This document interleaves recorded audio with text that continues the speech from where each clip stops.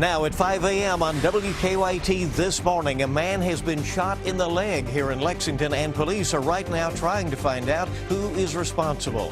And a sleepy bus driver forced parents to call police in northern Kentucky.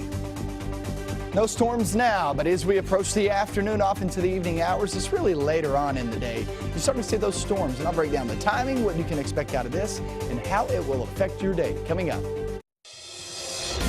Tracking, alerting, protecting. This is WKYT This Morning.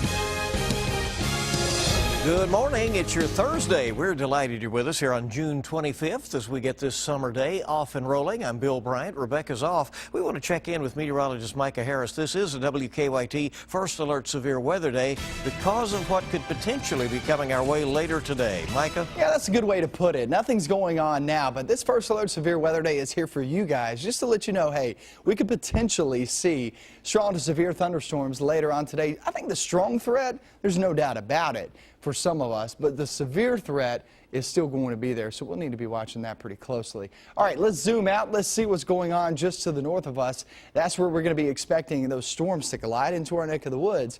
And right now, they don't look far away, right? But this is going to approach our region, maybe clipping the northern zones. That fades away, and then we'll start to see some things pop later on. And when I say later on, I'm talking evening, nighttime hours. That's your best bet. Temperatures this morning feel amazing. We're there in the low to mid 60s. Feels great driving on into work with those windows down. 90 degrees this afternoon. We warm very rapidly, and that severe weather threat is there. I'll go over how that'll affect your plans coming up in a few minutes. Okay, we'll see you then. We thank you. And new this morning, Lexington police are looking for a man who they say shot another. It happened about 11:30 last night on Dalton Court off Augusta Drive. Officers tell us a man was walking down the street and another man approached him asking for a cigarette. That's when the victim told police the other man shot him in the leg. He has been rushed to UK hospital with non-life-threatening injuries. We're learning some more about a horrific crash in Mercer County. Investigators say a driver died after a car hit a tree and then burst into flames. The crash happened on Bohan Road, not far from Harrodsburg. Firefighters say the driver lost control and crashed into a tree. And those living in the area say drivers need to be more careful.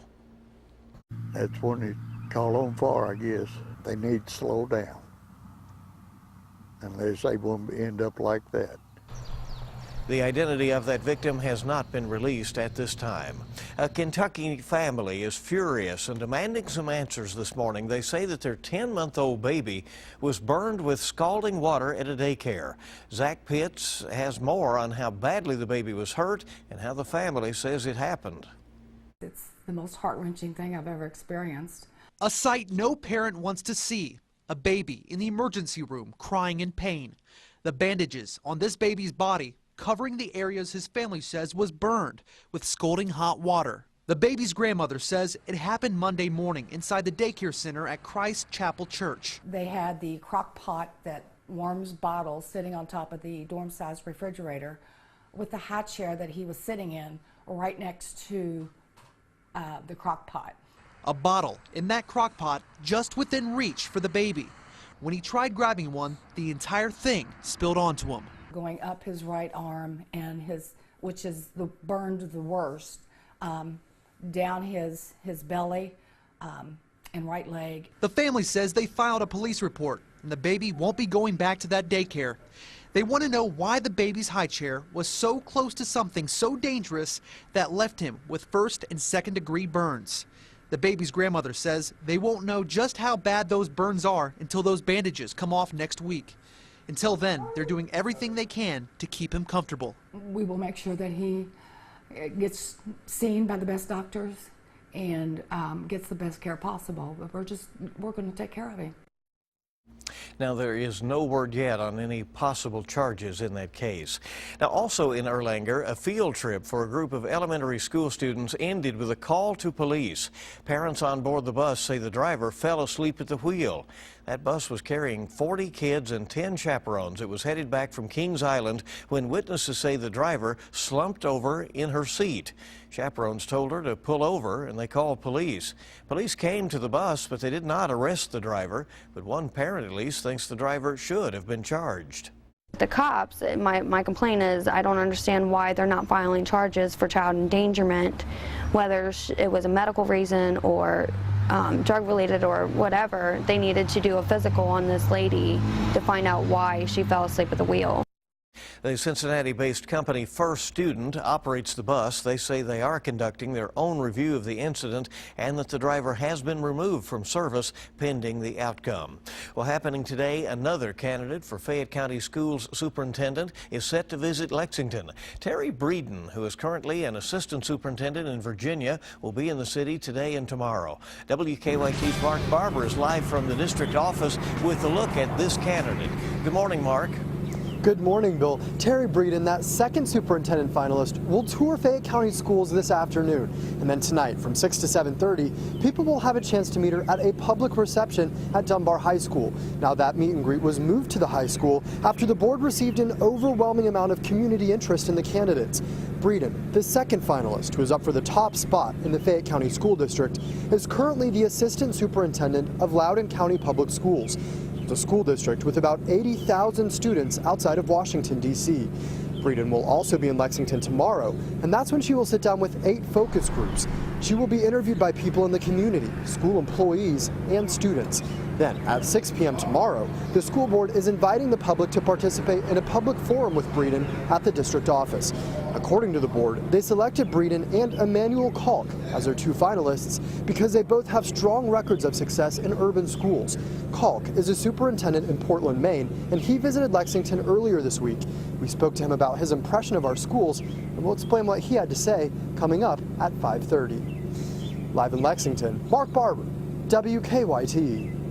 Mark, thank you very much. Our time this morning coming up on 5:07 on WKYT. Police say a trooper has died in a crash just 6 months after he graduated from the State Police Academy.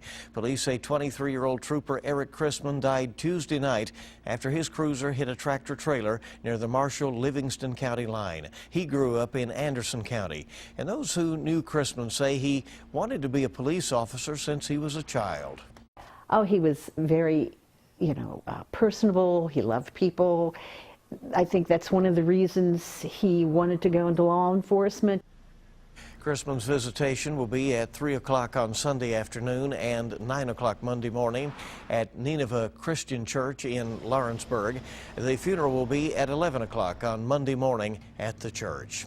Well, just in time for the Breeders' Cup, Lexington Short Street will be getting a makeover. According to our partners at the Herald Leader, the street, which is lined with bars and restaurants, will become more pedestrian friendly. Sidewalks will be expanded by 8 feet in some parts, and planters and benches will also be added to those areas. Traffic will be realigned from South Broadway to South Limestone, and some street side parking will become diagonal to preserve spots.